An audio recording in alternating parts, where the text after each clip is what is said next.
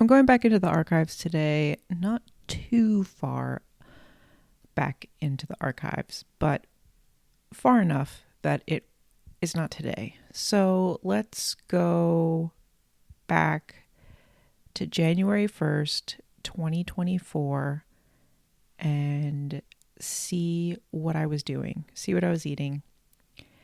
And one note that I wanted to make is that I put this website up maybe 4 years ago and I took it down.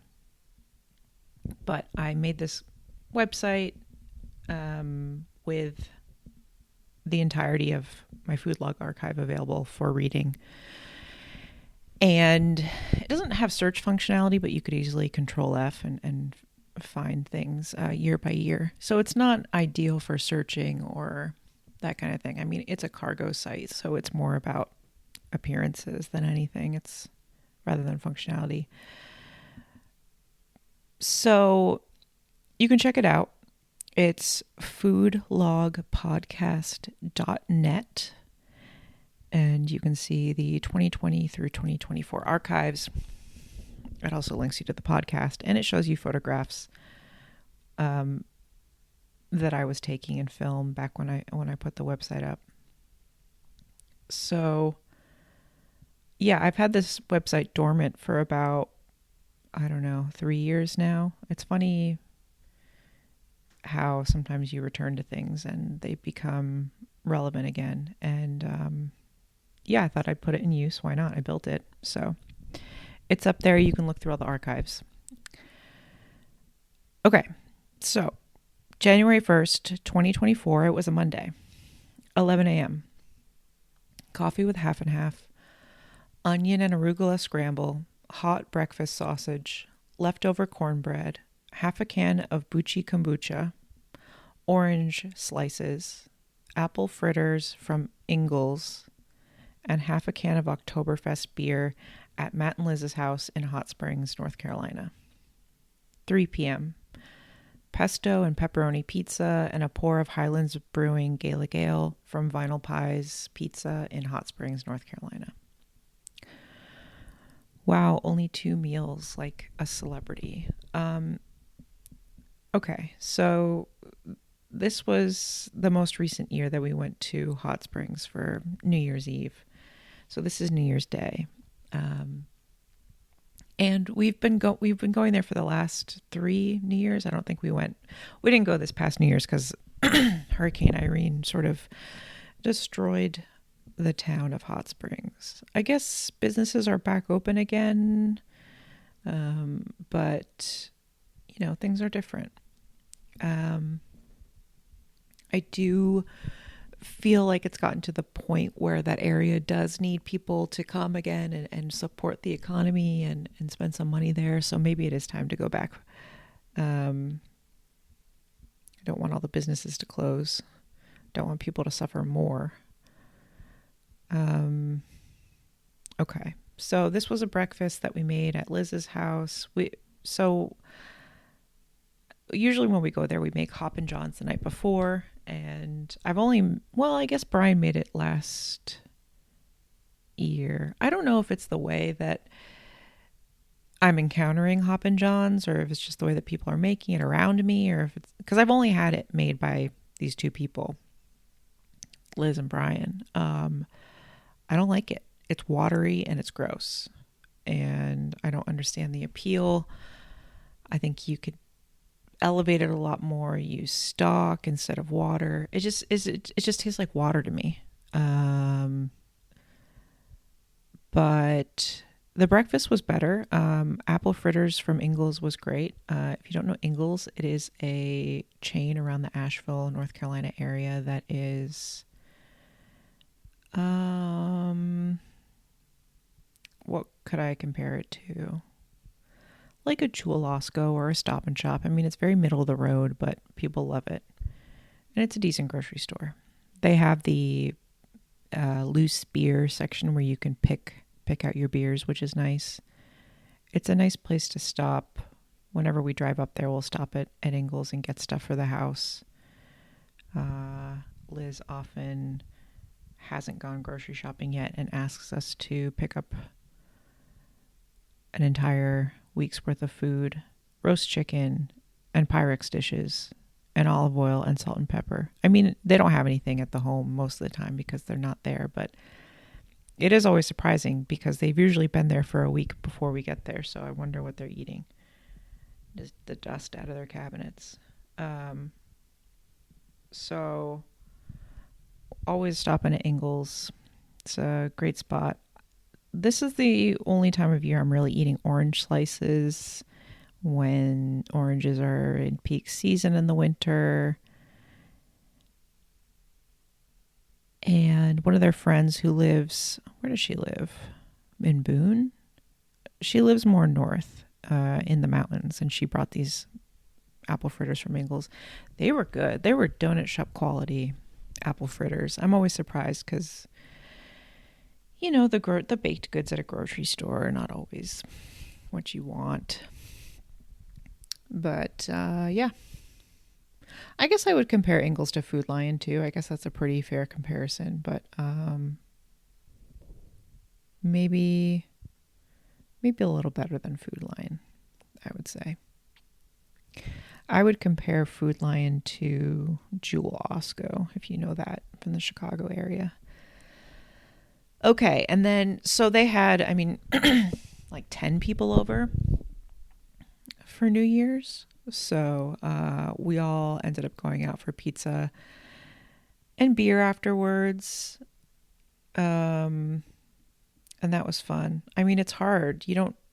I think I only ate like one slice of pizza. It's hard when you have that many people to coordinate what's happening. And I generally don't like eating out with that many people. Funny enough, I'm about to go to an 11-person dinner next week, and I am a little bit nervous. I already saw on the schedule that one person is only going to be there for 30 minutes. I guess it's a little bit less stressful when it's a business dinner and someone's paying for it on a company card. When you're going out with 10, 11, 12 people, I think Brian ended up putting his card down for this and spent like $300 on pizza and beer and never got most of it back. But, you know, that's always a risk. And yeah, group dinners stress me out. I think the worst birthday group dinner experience I had was for a friend's birthday, and she organized it at ABC Kitchen, and a bunch of her friends worked there. So it was like 8 to 10 of us at a round table at ABC Kitchen. If you don't know, it's in New York. It's kind of expensive. Actually, my roommate at the time worked there. Dave, he's actually in that band now. Shoot. What is that band called? American Authors. American Authors is the name of that band. They're one of those bands that makes whoa, whoa, whoa, whoa, whoa, whoa music. And that's really what they're known for. It's crazy because I lived in a railroad style apartment in Bushwick. I had to walk through his room to get to the rest of the house. And he was a producer then. He was producing people's albums in his room all day. It was super loud. I never expected him to end up in a random band like that. I mean, super interesting. He's still in it. And I remember one time they like won a year's supply of Taco Bell from Taco Bell. Amazing journey that they've gone on. Okay. So anyway, he worked at the restaurant. I don't think he was at the dinner, but a bunch of those folks worked at ABC Kitchen. And so whoever the server was like, oh, let me get you guys a round of drinks. Oh, let me get you guys, oh, you have to have this cocktail. Let me get you guys these cocktails. And they were just placing things on the table, bringing us things. We did order some items. And slowly as the dinner went off, people started peeling off. Oh, we need to leave for a concert.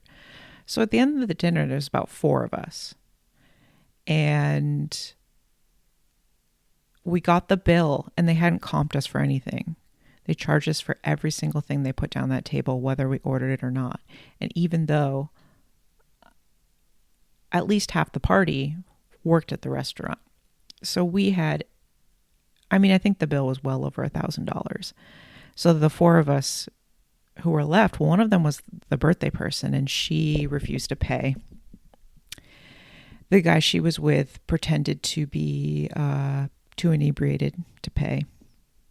So I ended up splitting the bill with a couple people, and I swore on that day that I would never go to a group dinner again for anybody's birthday.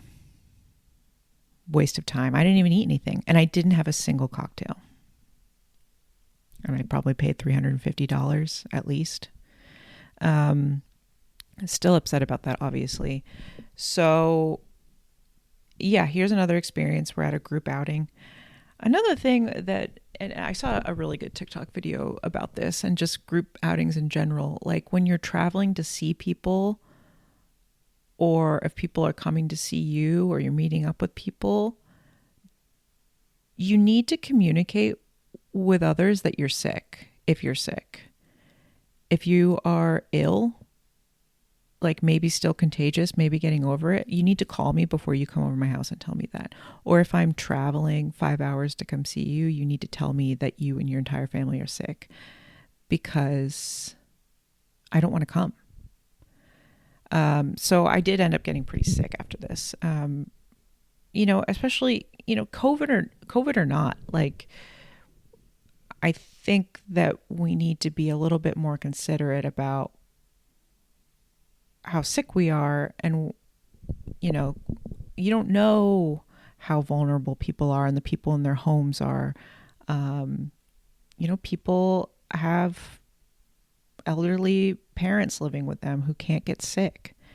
I think now that I'm working in an office again, that's really, I'm almost considering if I'm even going to go into the office in the winter, because already people are just coming into the office sick as dogs, and I don't want to be around it. It seems unnecessary. It seems like we should all just work from home when we're sick. Why are you coming in? I don't understand. And I think people need to stop getting each other sick. It really puts a wrench in people's lives, and people need to be more considerate. January 2nd, 2024, it was a Tuesday, 9 a.m. La Colombe coffee with half and half made at home. 11:30 a.m. grilled pepper jack on olive oil toasted pan de cristal made at home. 1 p.m. seeded crackers. 7 p.m. chicken and orzo soup made by Brian, and 2 milk chocolate Dietz's pretzels. Okay, so I made soup because we're sick. We're home and we're sick. And I'm eating those Dietz's chocolate pretzels because Christmas just happened. If you missed the explanation of that, that's the chocolate and ice cream shop that my dad worked at growing up in Findlay, Ohio. They're still around, and we support them in the holidays and order a ton of chocolates from them. My dad particularly favors the chocolate covered pretzels. They are great. I would highly recommend them.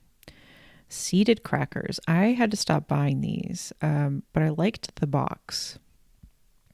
I think they're called Milton crackers.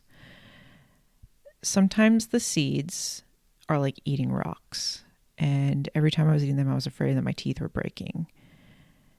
So I had to stop. I don't know if the seeds were too toasted, if it was a poppy seed, if it was what it was, but there were these shards, and they were too scary to eat. I don't want to eat something where I have to check and make sure all my teeth are intact every time I'm eating them. This was a time where I was making a lot of pan de cristal. There is a King Arthur recipe turned into a video that blew up, and people were making. I mean, it's so easy to make. It's a super high hydration, loose dough that comes together with just a few folds in an afternoon. And, I was working from home. I could make bread all the time. It was awesome. I miss it. having to go into an office even twice a week really has ruptured my schedule. Making making bread, especially with a sourdough component, is difficult. I mean, once I started going back into the office, my sourdough starter got moldy and died. And I really have to think ahead of time, what am I making for food? Is it going to take multiple days? Am I going to be able to actually take care of it? Stock, for instance. I used to make stock on Sunday and finish it on Monday. I can't do that anymore. So it's just limiting. And it limits, it alters your lifestyle. I think it limits for me, how good my life can be. I take shortcuts and eat worse food because I'm driving an hour to the office and back, stuck in the office, getting hungry and eating processed food. I don't think people need to work in offices, to be honest. But then again, I don't know. Sometimes it is nice to go into the office and see people, but I think the benefits of that are not as, at least for me, I think the benefits of being at home outweigh the benefits of being in an office. Okay. January 3rd, 2024. It was a Wednesday, 9 a.m. Leftover coffee with half and half. 10:30 a.m. Grilled pepper jack on olive oil toasted Ponte Cristal made at home. 1 p.m. Seeded crackers. 6 p.m. Rigatoni, cabbage, and kidney beans in a Riesling and lemon butter sauce made at home.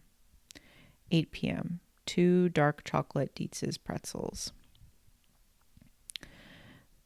There was a time during this period where I was having a lot of, I'm trying to think of the origin. There was some recipe that I found that sort of kicked this habit off, where I was cooking a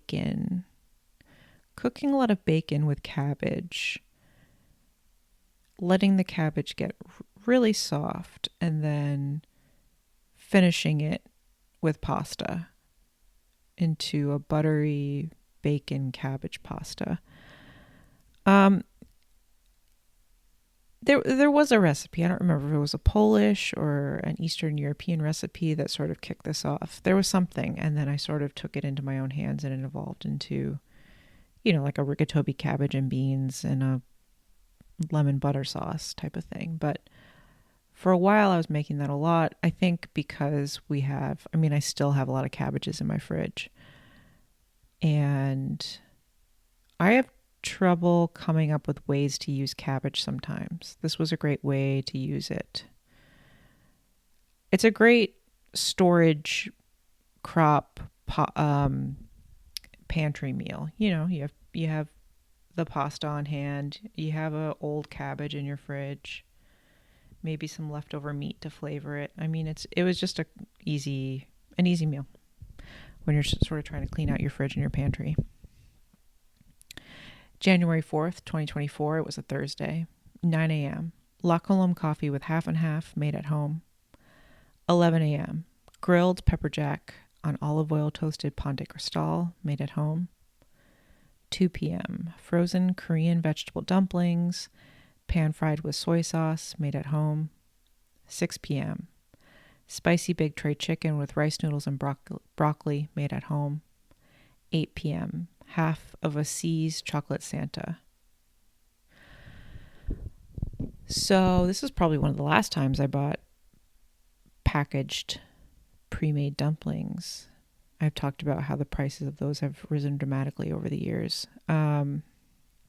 This does remind me, I'm really good at making frozen dumplings, and I think that's because when I was working on the line at Mission Chinese, they stopped doing this at some point while I was there, but when you would sit down at the New York Mission Chinese, you would, every time a Siebel was every time a table was seated, a ticket would come through for dumplings. So however many people were seated, say it was a table of 4, they would shout dumplings. Well, how did it work? They say dumplings for 5. They would always up it by one number. Or, if it was like dumplings for 4, you'd make 5 dumplings. There's always an extra dumpling, which I thought that must be so stressful for them. Who's going to eat the last one? Why are we doing this to them? But we would cook them. We would have a squeeze bottle of cornstarch and water to squeeze over it so that it would make the lace top. So when you flipped the pan over onto the plate, the dumplings were all stuck together with the lace top that you could crack with a spoon. Kind of like a creme brulee, but for dumplings. I love that. So I like to do that with the dumplings that I make at home. They stopped doing it. I mean, they had one man come in at like 9 a.m. to start making all these dumplings by hand. Actually, it was like 2 older women who were making them all morning by hand. I mean, it must have just cost too much. And people weren't paying for them. It was a complimentary. It was like bread on the table. But, I think that, what was I reading the other day?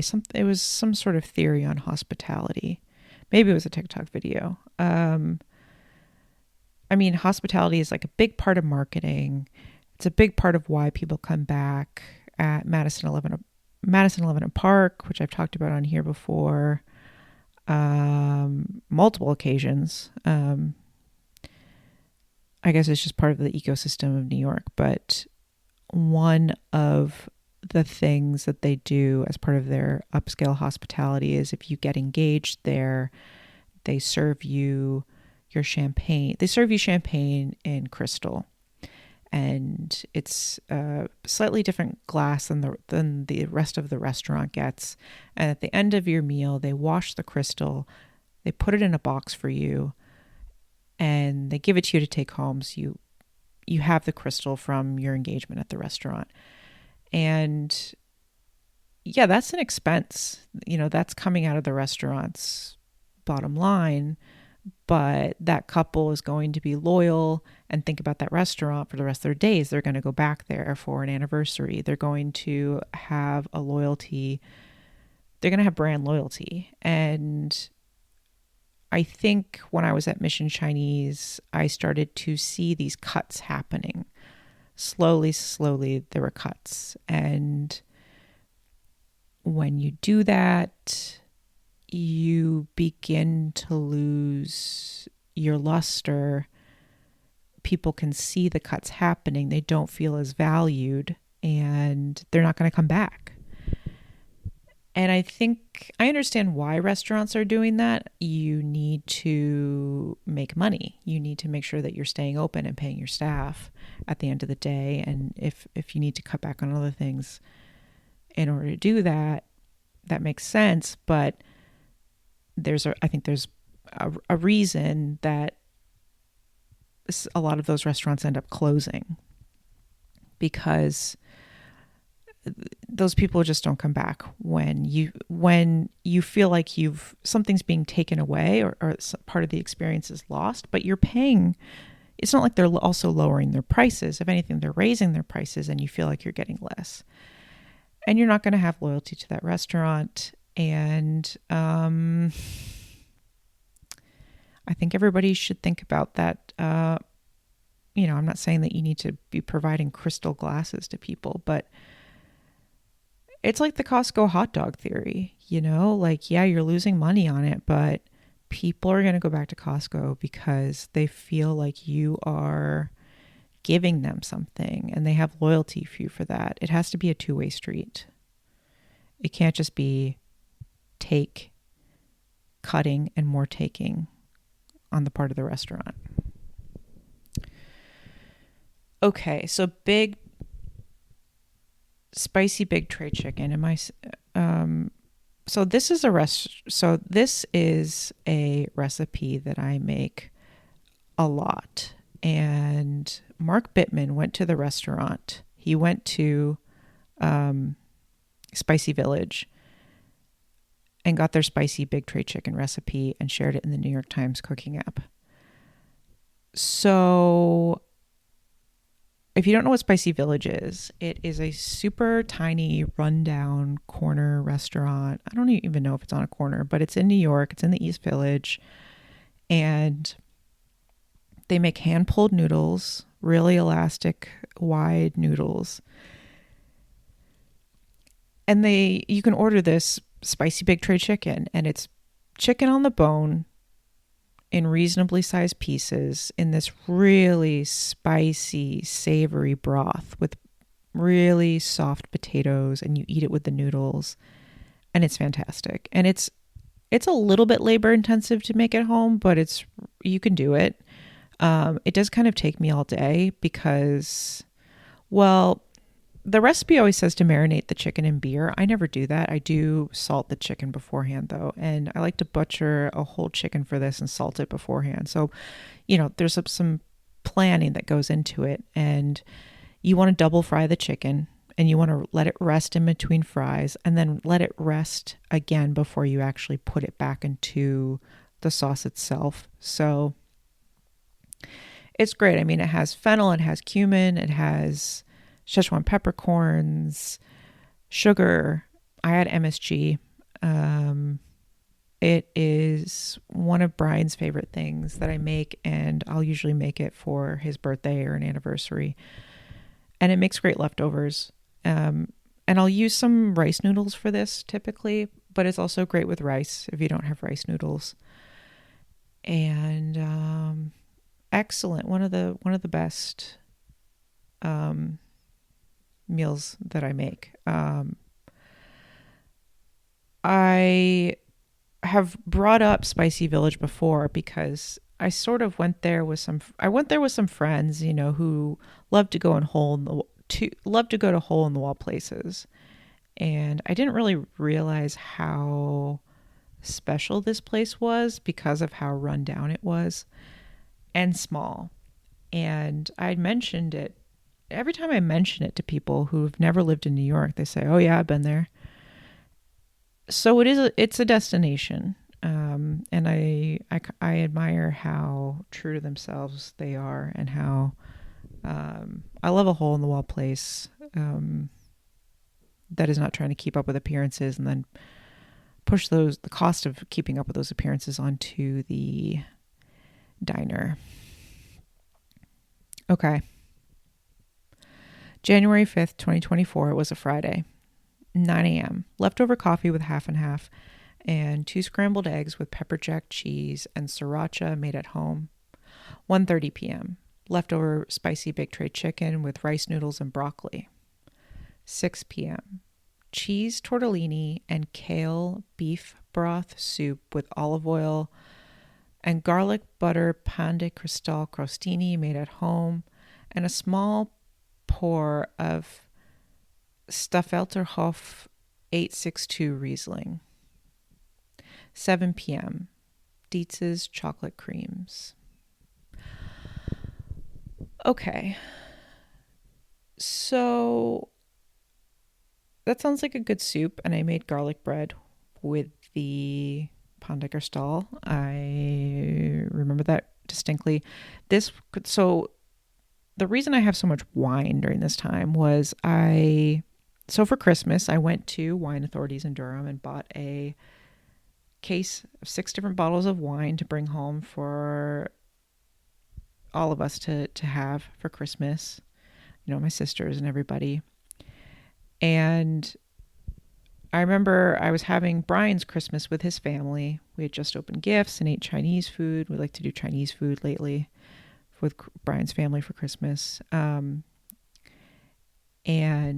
we were getting geared up to drive up to Connecticut soon to see my family for our family Christmas. And one of my sisters had just flown from LA to Chicago to meet up with my other sister, and they were going to drive from Chicago to Connecticut. Too many details. Anyway, they called me and they were like, "We have some bad news. We both have COVID." So they had to isolate together in my sister's Chicago apartment for 2 weeks. and had, well, a week or whatever, and they had COVID all Christmas.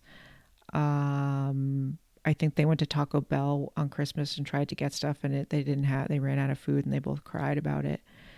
Pretty bleak. So anyway, Brian and I decided to keep the wine for ourselves. So I'm drinking one of these bottles with my garlic bread that I wanted to share with my sisters. I think wine tastes better when you share it. And I mean, anything does really. But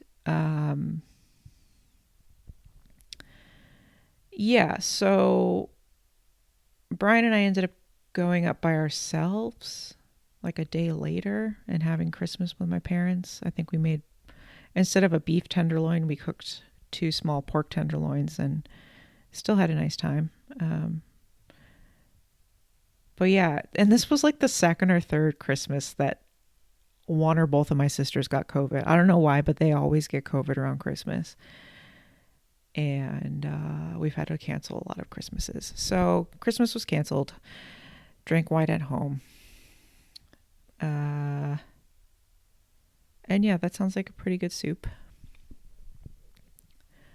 Oh, and these Dietz's chocolate creams. I remember one year I was in elementary school and my dad's brother mailed us a box of Dietz's chocolate or Dietz's creams. They have these assorted creams and there's just these perfectly round bonbon chocolates with a little squiggle in chocolate on top of them to show you what flavor is inside. And it's either a fruit or chocolate cream. And they have cherry and orange and chocolate and butter and peppermint, which I avoid, and strawberry. They have a maple cream. I think the butter and the maple are my favorite. They have a vanilla cream.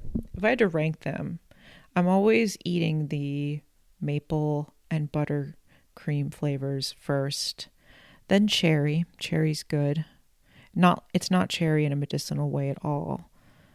I don't know, maybe vanilla. I never eat the peppermint. The orange is fine. Vanilla's decent. Anyway, I requested those for Christmas. My dad always says, any requests from Dietz's? I requested a box of assorted creams, so I was eating those. I actually ended up ordering a whole 4-pound box for myself because I became so addicted to them, so reliant on them in the nighttime for my night sugar. And I haven't had one since. I think I got sick off of them. And I also felt really bad that I was just eating a box of chocolates meant for 10 people by myself. I really liked the term night sugar, which I first heard on Celebrity Book Club with Stephen and Lily. I think they were asking each other, it's like, what's your preferred night sugar? Like, do you finish your day with a glass of alcohol or a dessert? So I have my night sugar. And I'm trying to work on cutting that back. I think it helps to cut that back when you contextualize it as night sugar because you realize how ridiculous you're being. January 6, 2024, it was a Saturday, 9 a.m. Luckolum coffee with half and half made at home, 10:30 a.m. Leftover spicy big tray chicken with rice noodles and broccoli, 1 p.m. Leftover tortellini soup with pan de cristal, olive oil crostini made at home, 3 p.m. Dietz's chocolate creams, 6 p.m. Tagliolini with basil, pesto, parsley, Riesling, and shrimp made by Brian, and a small pour of Staffelterhof 862 Riesling. I remember this being really good for a Riesling. It was not too sweet. It was a nice one. I'm trying to think of this tagliolini. I'm thinking of cipollini pasta. I think so. Every Christmas, my mom gets me really nice pasta. Cipriani. That's what I'm thinking of. Cipriani makes amazing pasta that melts in your mouth. And that might have been it. I can't remember. But I mean, it just dissolves in your mouth it's like the croissant of pastas. Anyway, I remember that pasta being good. And I haven't talked about drinking La Colombe coffee at all. I think they had a sale. I don't really buy coffee from them anymore. I would consider it if they had a sale. But that was my go-to cold brew shop. Well, it wasn't my go-to, but I did really enjoy getting a cold brew from them in Chicago. And if I, saw them, I would make an effort to go, for a chain, it was a really good cold brew. But, the coffee making experience at home doesn't really translate for me. I don't like it as much. I don't know. I mean, I'm drinking, no matter what coffee I'm drinking, it kind of tastes the same in this Mocha Master. The Mocha Master really dilutes it in a way where, maybe I need to change my ratio. I do a 1:17, which is, I think, pretty recommended for most coffees and pourers. But it just tastes kind of watered down and mellow like a gas station coffee. Anyway, January 7th, 2024, it was a Sunday. 9 a.m., La Colombe coffee with half and half made at home. 12 p.m., leftover tagliolini. 1 p.m., Dietz's chocolate creams. 2 p.m., Cheez-Its. 6 p.m., baked shells with kale, sausage, and ricotta in a red sauce made at home, and a glass of Musto Carmelitino Maschitano Rosso. So that's wine, I'm guessing. That has to be a wine. Hold on one second. I don't know how to talk about wine appropriately. So, obviously it's Italian. It is the appellation is Aglianico. The blend is 100% Aglianico. The estate vineyards sit at some 2,000 feet above sea level on a mix of clay, chalk, and volcanic soils on the southern slopes of Monte Volture.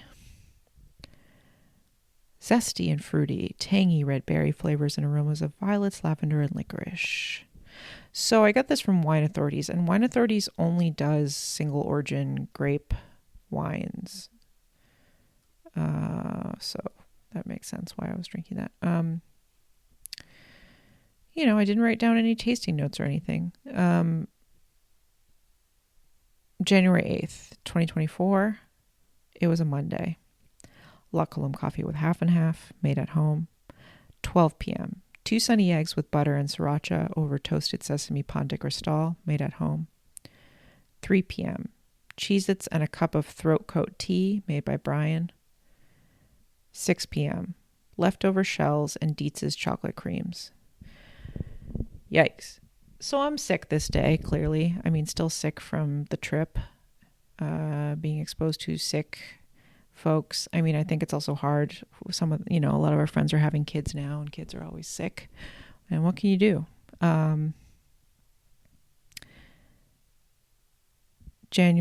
Also throat coat tea is disgusting.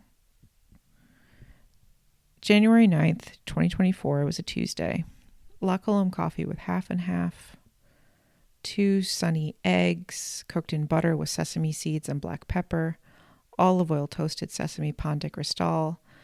Breakfast sausage links. Arugula with olive oil and balsamic. And secret aardvark hot sauce made at home. 1 p.m. Leftover shells with black pepper ricotta. 4 p.m. Dietz's chocolate creams. 7 p.m.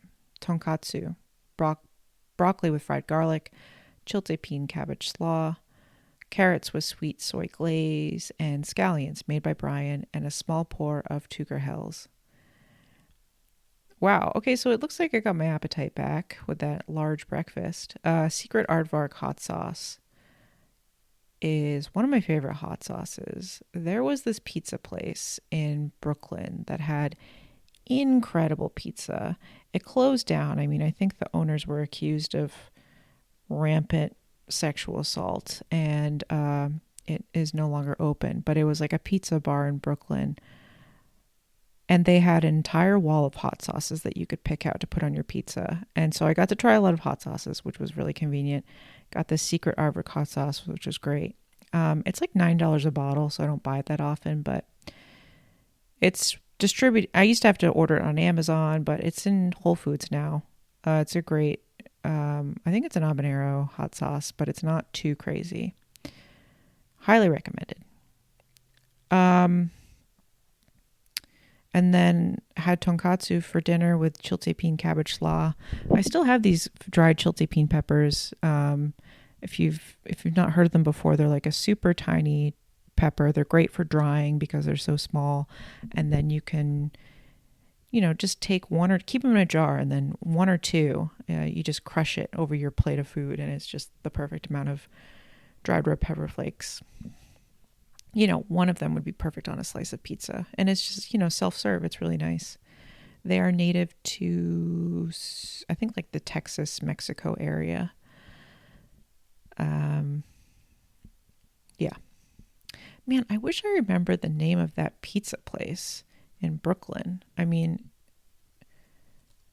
let me see. Brooklyn pizza place bar closed. Let's see. I'm not seeing it. Okay, I found it. Archie's.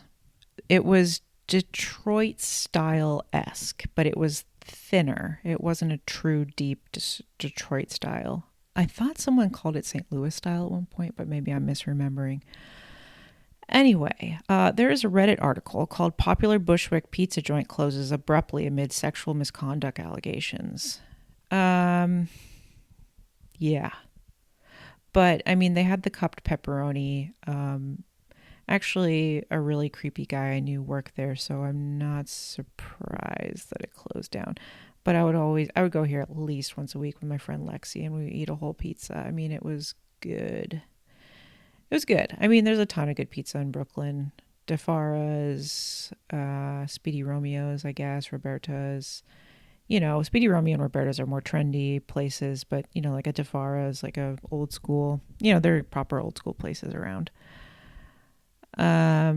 Anyway, good riddance, I guess. They also had sandwiches. I don't even know. I don't know if I tried them, but, anyway, let's see if this, article has anything interesting to say. Nah. Okay. Moving on from sexual misconduct pizza place. January 10th, 2024. It was a Wednesday. 9 a.m. La Colombe coffee with half and half made at home. 11 a.m. Sesame and scallion egg, pepper jack cheese, and sriracha on olive oil toasted sesame pan de cristal made at home. 1 p.m. Leftover shells and Dietz's chocolate creams. 6 p.m. Shells with bacon, purple hull peas, arugula, chiltepin, and parsley in a lemon butter sauce made at home, and a handful of Cheez-Its. Really into Cheez-Its. I do remember that. I think that maybe... What's the company that owns Cheez-Its? Nabisco? There's some sort of... Whatever the company is that owns a lot of those snack products, there was a backlash, and they were always on sale. And I think at some point I finally gave into the sale and bought some, which I feel is wrong. But I think of my mom when I eat Cheez-Its. I think they're a little... I do like the toasty burnt ones. Those ones are my fave. And Anything else I want to say about this day? I mean, probably had a ton of frozen, fresh purple hull peas in the freezer. Would like to grow those, and it takes like multiple days for me to shell them all. But they're fresh peas, and you freeze them just like you would like a green pea. You buy peas frozen because they're fresh, and that's how you want to eat them. So it's the same thing, except it's a field pea. It's a different, it's like a black-eyed pea. But then you have fresh-ish peas on hand all year round. People sell them for like $10 a pound around here, at least. And when we would have a roadside stand, we would sell them shelled sometimes, and people will fork up some money for them. They're a nostalgic product around here, and they understand how labor intensive they are to shell. With like a dried bean pod, you can sort of crush them and shake out the dried beans, but when they're soft, you need to be gentle with them one by one, for a fresh pea like that. So yeah, you can charge some money. I don't even think, you're never making back the time on that labor, so it's not going to make you any money in the long run. Okay. January 11th, 2024, it was a Thursday. 9 a.m. Leftover coffee with half and half. 10 a.m. 2 sunny eggs with scallion and sesame, grilled pepper jack cheese, and sriracha on olive oil toasted pâte de cristal made at home. 2 p.m. Cheez-Its with hummus and Dietz's chocolate creams. 6 p.m. Beef stroganoff over buttered parsley egg noodles made at home. I'm thinking a lot about this pâte de cristal and how often I was eating it and missing it. I just loved cutting it open and seeing all the giant holes in it. I never really had a proper healthy starter, so I did always add some yeast to it to get it going. I think if I were to start making bread again, it takes so long to get a healthy starter going, and it takes so much flour that you're just sort of wasting a little bit. You're not wasting it, but you're discarding a lot. And, I'm not going to be cooking with sourdough starter every day, but, with the discard. But there's an Oregon Trail sourdough starter organization, and you can write a letter to them. You can send them a self-addressed letter or something like that, and they will send you free sourdough starter that they've been maintaining since the Oregon Trail. So I think I would do that. I think I would, I guess you can buy and order sourdough starter from a lot of places, but I would support an organization like that, I think, and see if I could start off strong with some good quality starter. I think that was, I had to start a new sourdough starter when I moved to North Carolina, and I guess I just didn't put the amount of time and labor it needs to get strong into it. And it was never quite strong enough, and I always needed to use or add yeast to my bread. But geez, I would love to start making bread again, and just for the big giant holes that the promise of that is enticing. January 12th, 2024, it was a Friday. 8 a.m. La Colombe coffee with half and half made at home. 10:30 a.m. Leftover stroganoff. 1 p.m. A handful of Cheez-Its and hummus. 6 p.m. Leftover stroganoff and egg noodles. 8 p.m. Half of a C's chocolate Santa. Brian's mom loves to give us a holiday-themed chocolate Santa or bunny, whatever the holiday is. I do like C's chocolates. It's like a mall airport brand in my mind, but they are pretty good. Had leftover stroganoff twice that day. January 13th, 2024. It was a Saturday. 10 a.m. La Colombe coffee with half and half. A sunny egg cooked in butter. Breakfast sausage links. Arugula with balsamic and olive oil. And olive oil toasted sesame pâte de cristal made at home. 1 p.m. Cheez-Its. 7 p.m.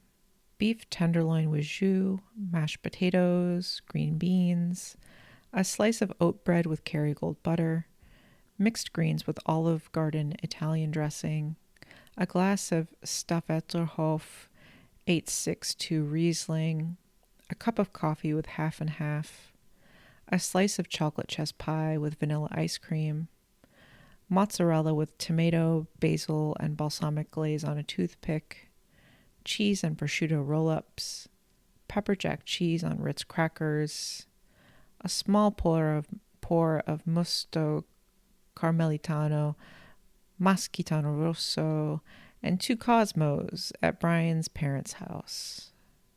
My God. One thing I do want to clarify is that when I say sesame pan de cristal, that means I put sesame seeds on it. Love a sesame bread. Which reminds me, I really would love to make mafalda Sicilian bread. That really golden to darker brown braided durum bread with sesame seeds all over it. I would love to make that. Okay, so back to this dinner. So Brian's parents had 2 of their younger friends over. I guess it's Brian's mom's, the person who cuts Brian's mom's hair, and her husband, who was a tobacco farmer. We've hung out with them occasionally. We had a game night at Brian's parents' house, and drank a lot, apparently. 2 glasses of wine and 2 Cosmos. And I don't know, so I wrote this a little bit out of order. I wrote the dinner first with the dessert and the coffee, and then I put the hors d'oeuvres that we ate sort of after that. But they brought over these mozzarella, tomato, and basil on toothpicks with balsamic glaze, and they were great. And Brian's mom made the really southern style super cooked green beans. And I remember the husband who came over was raving about the green beans, and it was one of the first times I realized, like, oh, this is the way that they're supposed to be cooked here. And I don't know. I think like maybe more northern, as a northerner who grew up with a mom watching Food Network and, you know, preparing things like Ina Garten. And Ina Garten, I think, has talked about this. Maybe it was Ina Garten. She's like, I'm teaching people to, or was it, it's somewhat, maybe was it Julia Child? Someone was making a joke like, I'm teaching America to serve like partially cooked green beans. Like they're not cooked all the way. Like that's what I was doing. And it made me think like, yeah, I'm cooking. That's what I'm doing. Like cooking, serving people partially cooked food and thinking that that's superior in some way, and realizing that maybe I'm wrong.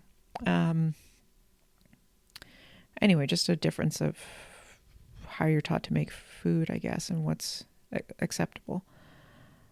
But I do love when Brian's mom makes chocolate chess pie. When I worked at Milk Bar, they have a thing which is controversially named crack pie. I don't know if they changed the name or not, but it's a chess pie. I think Christina Tozzi's from Virginia, so, you know, a southern chess pie. But hers isn't flavored, or maybe it has some vanilla flavoring in it. But I do love Brian's mom's chocolate version. It is incredible with ice cream. Actually, she's cooking me a birthday dinner next weekend, and I really hope that that's what she makes. But we'll have to see. Okay, this is getting a little long, so we will move right on over to the last Sunday. I mean,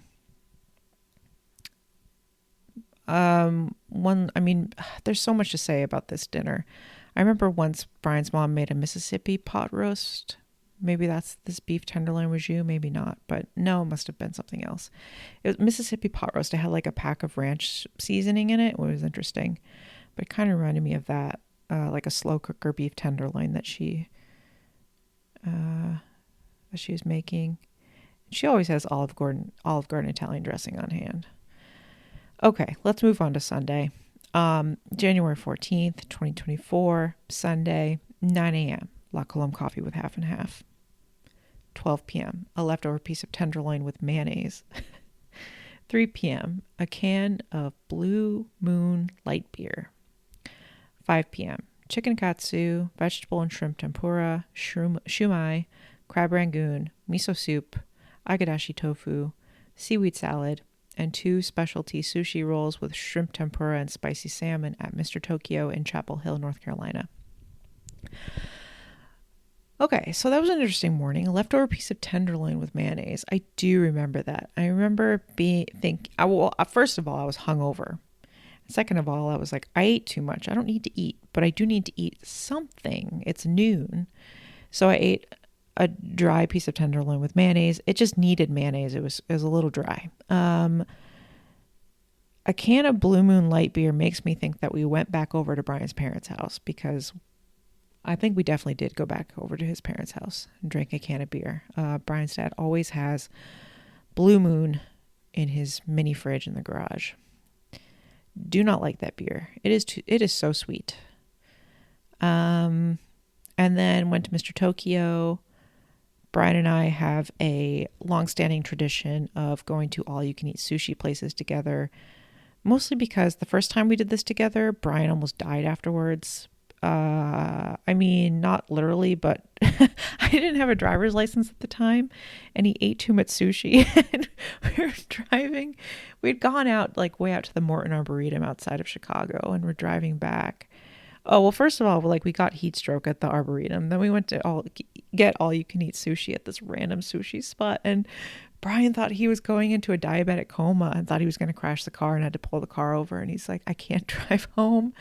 I mean, he doesn't have diabetes, but something was going wrong with him. And I couldn't drive. I didn't know how to drive. I didn't have a license. We almost couldn't make it home from this all you can eat sushi experience. But I don't know. There's something about how funny that was, testing the limits of our bodies. I think part of it was that I couldn't finish all mine, so I forced Brian to eat the rest of mine, so I didn't have to pay for it. So that's probably why he almost died. But we love to go to this all-you-can-eat sushi place in Chapel Hill and recreate that experience where we both think / feel like we're going to die. I don't know. I can just eat sushi. I love mayonnaise and rice. Mr. Tokyo. It's middle of the road sushi. I mean, way better than like grocery store sushi. You know, it's good sushi and it's super affordable. And I love that you can get all these fried, part of the all you can eat package is like whatever you want, like katsu, tempura, soups, seaweed salads. I mean, anything you want. It's, and for 2 of us, the bill comes out to like $60. So highly recommended. It is a spot. Okay, I'm going to stop talking. And I'm looking forward to the next time I go into a coma after eating all you can eat sushi. All right, talk to you later.